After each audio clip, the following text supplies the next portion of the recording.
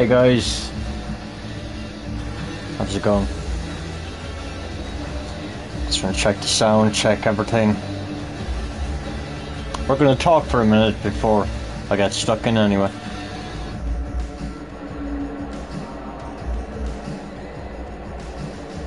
Yeah, I'm live.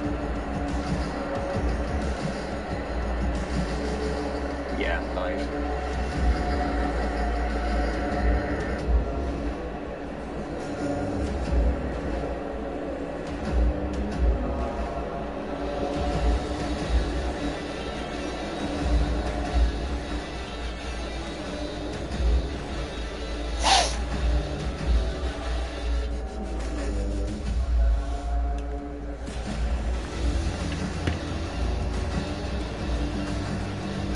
So I said I'd keep politics off this channel, but it's getting hard to.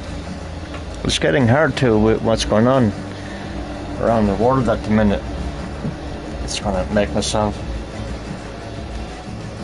a proper tobacco rather than a horrible cigarette, so I need nicotine, I need to calm down. So, politics, what's going on around the world at the minute? Everything has been happening the last few days, huh? Charlie Kirk got shot. Now, everyone knows who Charlie Kirk is. Whether you love him or hate him, it doesn't matter. He was murdered, and the murder of any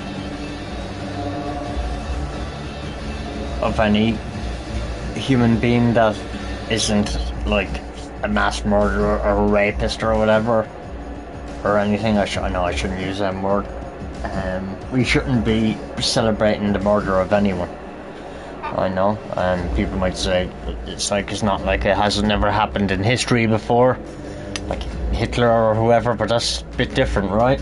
That's why I emphasized mass murderer or someone like that, why we shouldn't celebrate the death of somebody. But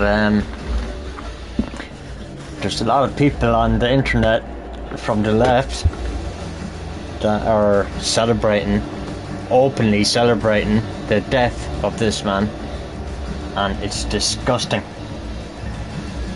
It's disgusting. I'll be honest, I used to consider myself a lot more left than right, and in some ways I would be, but now I don't even consider it a left and right thing anymore. I see this whole it's turned into a common sense versus fucking madness. You know, some of these people don't even know what they're fucking fighting for anymore. Are they fighting against freedom?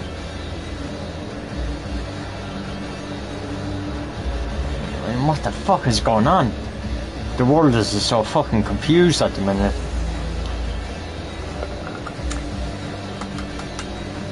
I don't think we should. I didn't like Charlie Kirk. The whole left-right thing, let's forget about that for a minute. Like Charlie Kirk kept on talking about the Bible, this and that. I don't give a fuck about religion either. So that's why I'll say I am not a fan of Charlie Kirk at all. I'm not a fan of this whole right American ideology either, because they really kind of say God, so I don't give a politics and religion are two very different, separate things. Now in America, it's not. It's the same thing. That's messed up, I think. Don't mix them. The Ukrainian girl that was murdered, that was crazy. Poor girl. I mean, the fact that this guy was the record that he had, that he was walking the streets, that's insane. It's insane, you know. Poor girl. And she spent her last And people are saying, oh, nobody reacted. I have a few things to say on that as well. It happened very fast. One, I don't know how many of you have been around violent situations. Not many. A few of my friends have been bouncers and stuff like that, so they've been trained for stuff like that. That's different. Ye will also even know, being trained people, when stuff happens and it happens quick, it can happen so fast it can take you a second to react. Now, I watched that footage. Everybody that was on the back of that bus, yeah, there were a couple of males. There was a big, heavy female, black female, that looked like she probably could have taken half the fucking bus. But, the guy looked quite aggressive. They were probably frightened. Let's be truthful. They were probably frightened. And it was done by the time they realised what was happening. They didn't want to get attacked either, and that's just the truth of it. New York as well it's fucking massive. It's a place where there's just crazy shit happening everywhere. People screaming on the subway, mad shit happening everywhere. When people are travelling, they probably just put down their heads, look out the window and pretend it's not happening, because you probably get nut jobs trying to talk to you everywhere you fucking go. And if you acknowledge them, it's probably enough to let them in, you know what I mean? So there's a lot to take into consideration there. I don't think these two is purposely ignored. I don't know, it's a weird one. I have been attacked in public transport. I'm trying to think how many times. Once I was punched like 5 times in public transport from Cork to Ballincollig, and there would have been a lot of people on that bus that knew me. The guy that punched me is dead now, so I'm not going to speak too much of it. But everybody on the bus, nobody said a thing. Everybody ignored it, and I was properly hit by 2 guys, both of which were doing boxing at the time. Both of them. And they met each other through boxing. You know? I'm not going to name them. One of them is from a family that are actually friends with my family, and the father was a well-known boxer, and a lot of the family actually grew up learning how to fight, and boxers. The guy that hit me a good punch only hit me a sucker punch when he was on his way off the bus. I was looking out the window, and as he was looking off the bus, as he was walking off the bus, he had plenty of time to preload it and then hit me. So he did. He took a good preload and a good shot, and it didn't knock me out. Not even fucking close.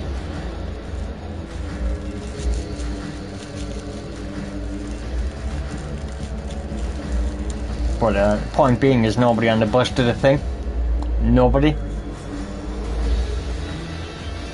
That's human behaviour. People don't want to get involved in other people's shit.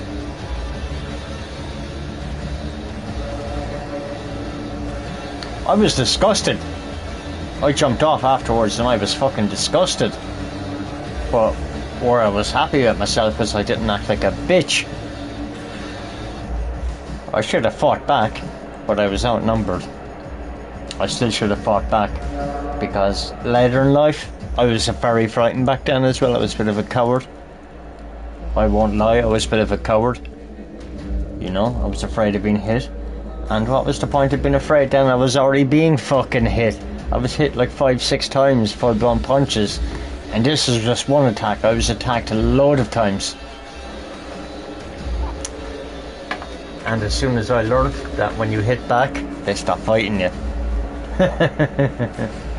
Because then when I did go and get some training, the very first person that I hit, oh, I'd rather not talk about it either, because he's also dead now. He was a friend, but a bodybuilder, and he believed in strength and muscle and all this, and I was like, no, it doesn't make a fucking difference against people that can fight. So I went and I learned how to fight, and I had an argument with him, and he came to my front door, and I just hit him once, but I just caught it, ouch, caught myself there right. I only touched myself and I felt my whole head shake there. Right on the button, right on the chin, just right on the bone. You know? I just went ka-dunk. Kind of, not, wasn't even a straight, it was kind of a corkscrew. Like they call what they, it's a different name for it. Some people call it scorpion punch. Some people call it, no, it's not a scorpion. Some people call it an overhead. And some people call it a gypsy punch. Instead of straight, it comes over the top, but almost backwards like that. You know? That's the way I caught him, but it just kind of dunk. And I knocked him out. But enough about that. It just goes to show that it's not the size of the man in the fight, it's the size of the fight in the man. Not even that, because it wasn't even a fight. This was just hitting somebody once. And just, I was shocked how easily they dropped, actually, very shocked. Because I only hit them at about power 40%. About 40%, if even. But it was just where I hit them. And I felt really bad about it. Because I was training at the time, training 3 times a week, hitting pads all the time, so I knew how to punch really fast and accurate. But it's the one thing I do realise, the violence is bad, you know, even when you win. I felt really bad for hurting the guy, you know, for hitting the guy. Being hit's horrible. I have been hit in my life loads of times, so I know what it's like, and it's not nice. Doing it to somebody also isn't nice. It's just something that you'd rather not be involved in. And if it's something you're into, take it to the ring, go and learn, and if you really want to fight, spar. You know, don't go around hitting people. You just don't do it. Simple as. Everybody has the right to walk around this planet without being assaulted or fearing or being frightened that somebody's going to hit them. We all have that right, you know. We all should have that right. You know, I spent a lot of my younger years frightened. I was afraid. I didn't even leave my house for about 3 years because I was frightened I was going to be jumped by a certain gang. And as Kurt Cobain says, it ain't paranoia if they're all out to get you. You know, they were literally all out to get me for fucking years. I was pulled out of school. One particular day there was fucking all this gang that were after me. They'd called all of their mates from the city as well to come out. And I remember school ended and this one kid that I knew from school, he came in and said I wouldn't go outside if I were you. I was like, why? And he said there's a massive gang with bars and weapons waiting outside for you. And luckily my father picked me up that day. And I seen the gang that were waiting on me. I would have been beaten into a bloody pulp. I was pulled out of school that very day and never went back. My parents tried to find other schools for me to go into, but I would have had to go back like 2 years. And I was already kept back 1 year in primary school. I had a bit of a mad childhood, so if they had put me back to 2 years or whatever, I would have been a very old kid. Amongst kids a lot younger than me, it would have looked a bit fucking crazy, yeah? So I ended up with no education. I ended up going and training to be a chef, which was only a very short course. It only lasted like 3 months. The course doesn't even exist anymore. And I went off learning how to be a chef then through working in actual kitchens, just thrown in the deep end, you know. But I think that's the best way to learn anything. Just thrown in. I'm getting shocked right through my shoulder. Just right through there. Where's me lighter?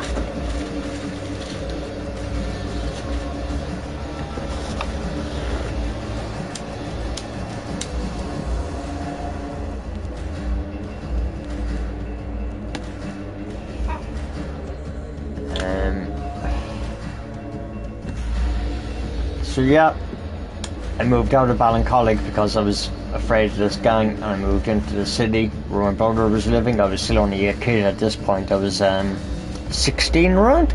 17? 16. So I did this course, and then I started working in different kitchens.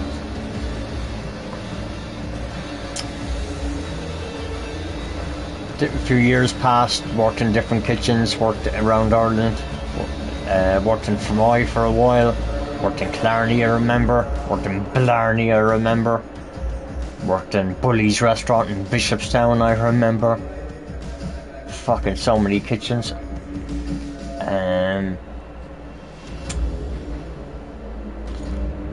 Then Holland, no, before Holland I went to America to try it out. And we ended up there for only a month, myself and an old friend, and myself and this same old friend. Went to Holland, and I found a job the day before our flight. I got a call saying, we'll give you a try, but it's only a week's trial, if it doesn't work out, it doesn't work out. But I knew I had the job. So I went back to my friend. He was in the hostel room. I just taken the phone call, and he was expecting me to jump on the flight with him next day. And we had all this weed that we were bringing. Alright, I'm fucking admitting something now, but it never happened. We had all this weed that we were going to smuggle back from Holland to Ireland, and I said, I'm not flying back, man, I'm after getting a job. And his first words, the words to me weren't, what? Brilliant, congrats or anything. They were like, who's going to carry the weed, man? We're not friends anymore.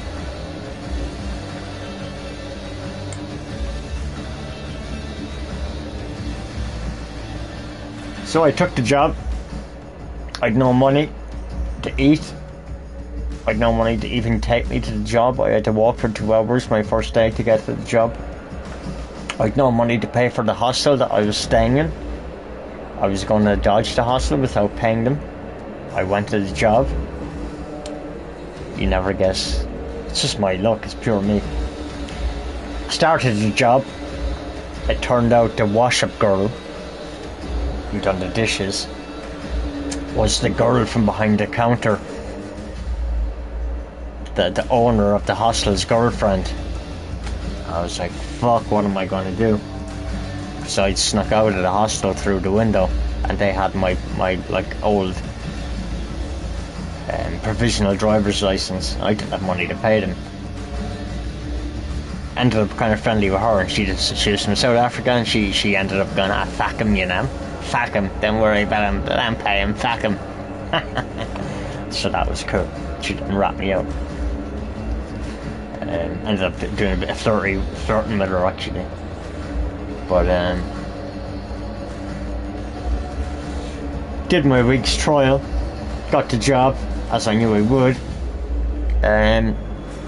Moved into a staff house, so I didn't have to pay any rent. It was just basically work. All my food was taken care of, because it was a fucking bar, an Irish pub, kitchen. Rent was taken care of. And what was really dangerous is you had tick for your bar. I could just get drink as much as, and they'd just take it out of my wages. You got paid monthly, so I could just drink away and they'd take it out of my wages at the end of every month. And what happened to a lot of people is there was no wages left to give them at the end of the month.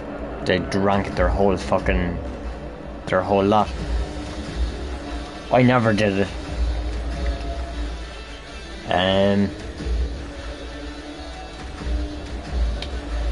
After every shift, you were allowed 2 pints of beer for free.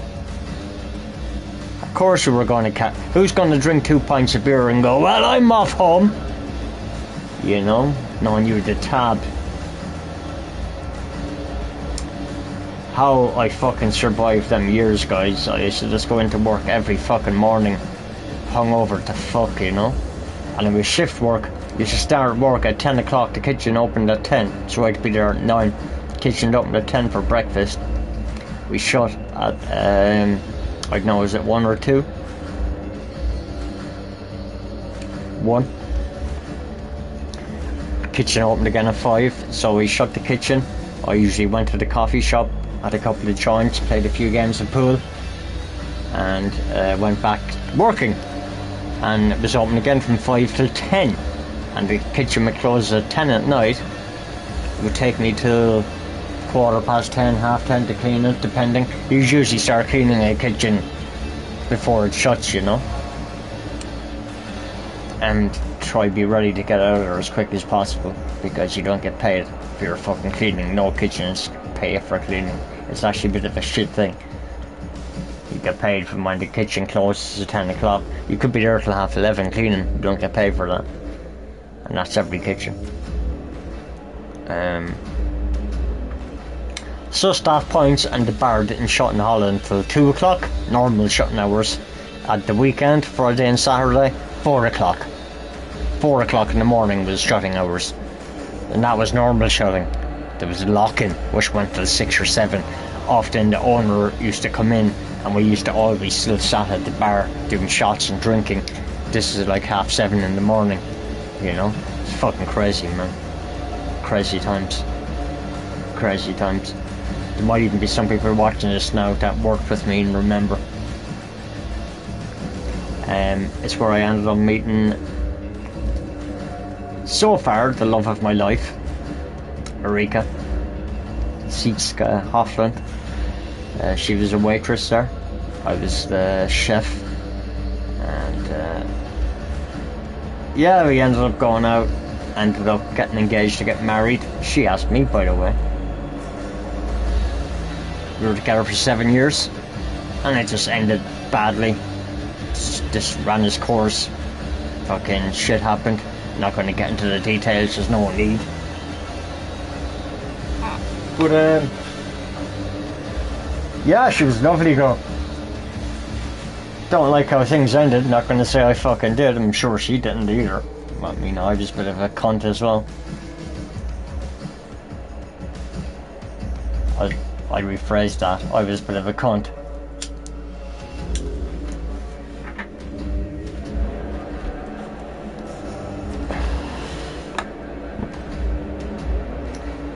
See, I go off on fucking tangents and rants for start of this.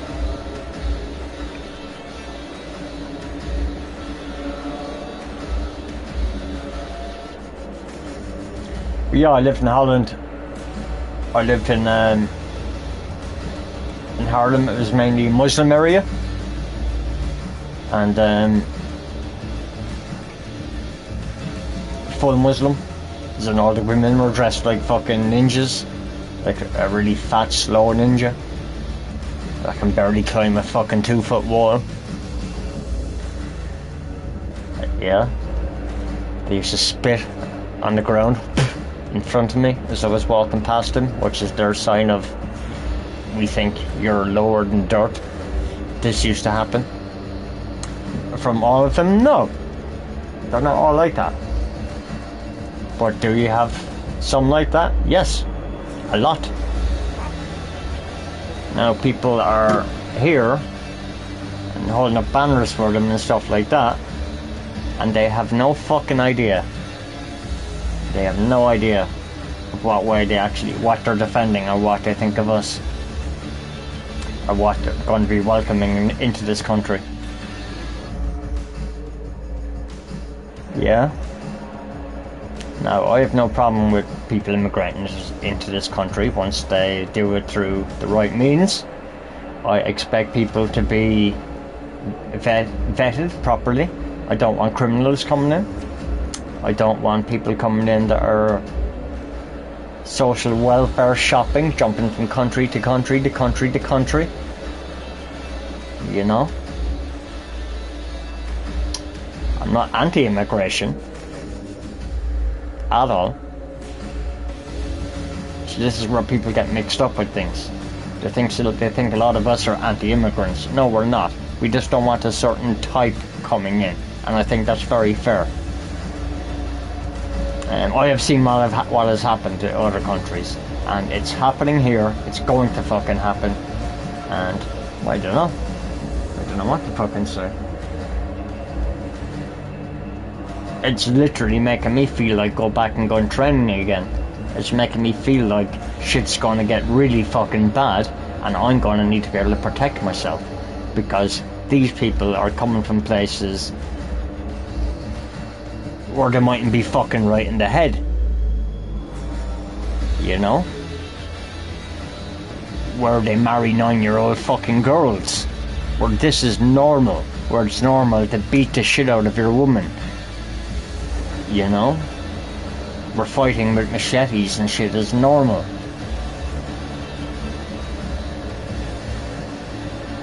It's a very hard subject to talk about without people thinking you're racist or whatever. I don't think it's racist to not want this type of behaviour on your doorstep.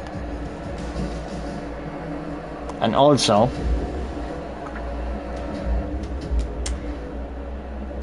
I'm on benefits. I'm on disability. You're probably looking at me going, there's nothing wrong with him. You'd be very fucking wrong.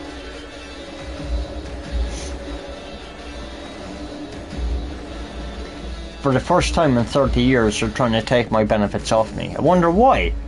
Why now? And I heard it's happening across the board. That they're looking through everyone.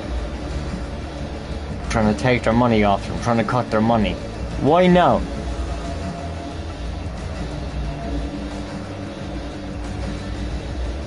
And yet you I literally see the videos of what's happening.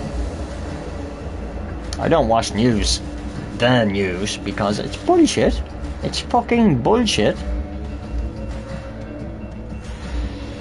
And yes, I'm able to tell the difference between propaganda radical videos and the truth. I watch them all. I listen to both sides.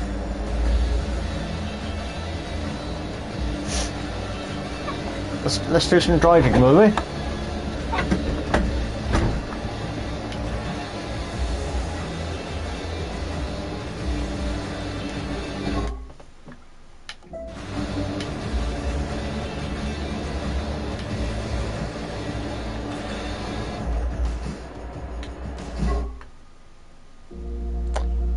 Ooh, I might need to